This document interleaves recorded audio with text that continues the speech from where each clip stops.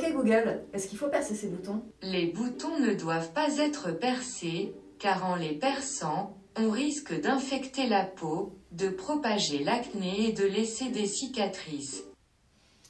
On n'a pas totalement tort. Mais on n'est pas complètement d'accord non plus.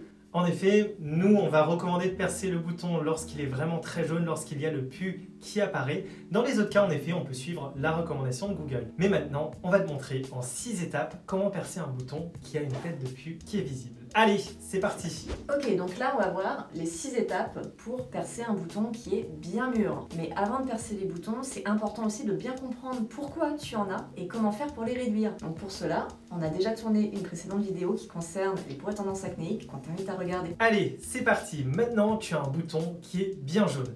Par quoi est-ce qu'on commence? Première étape. On va aller se laver les mains. Ensuite, deuxième étape. On va aller se laver le visage.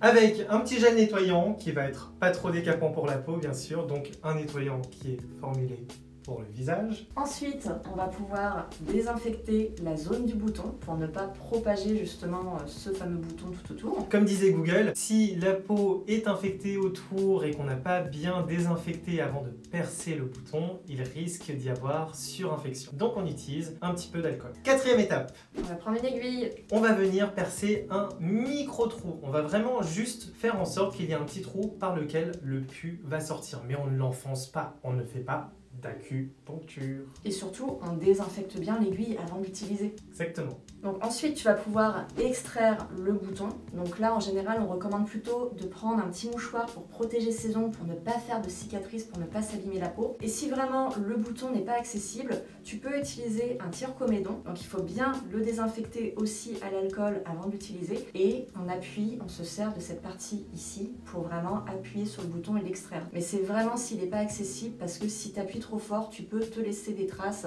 Ça peut être pire que si tu prends tes ongles avec un petit mouchoir. Et enfin, la dernière étape, la sixième étape, c'est de se mettre un petit patch sur la zone du bouton. Pourquoi est-ce qu'on va utiliser un patch? Ça va permettre de protéger la peau, donc ça va complètement l'isoler des bactéries de l'environnement et ça va aussi aider à cicatriser puisque la peau est complètement protégée. Pour la nuit par exemple, ou même en journée si ça reste quand même pas trop visible, si tu restes chez toi par exemple, tu peux te laisser un patch toute la journée. Le patch va créer un environnement parfait pour la cicatrisation et la résorption du bouton. Pourquoi est-ce qu'on recommande de percer le bouton à ce moment-là? C'est parce que si on ne le perce pas, le pus va rester à l'intérieur, il va y avoir de plus en plus de pus, de plus en plus de bactéries qui vont s'accumuler sous le bouton et ça va déchirer le tissu cutané. Et du coup, une fois que le bouton va se percer de lui-même, après avoir attendu potentiellement quoi?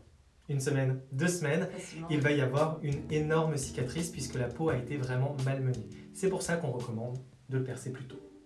Mince alors, je me suis trompée. Et si je veux en apprendre plus en soins de la peau, je fais comment?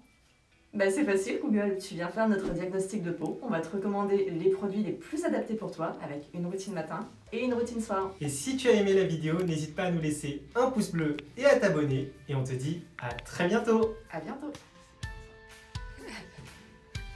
Comme ça, et tu fais 6 devant. Comment ça 6 devant?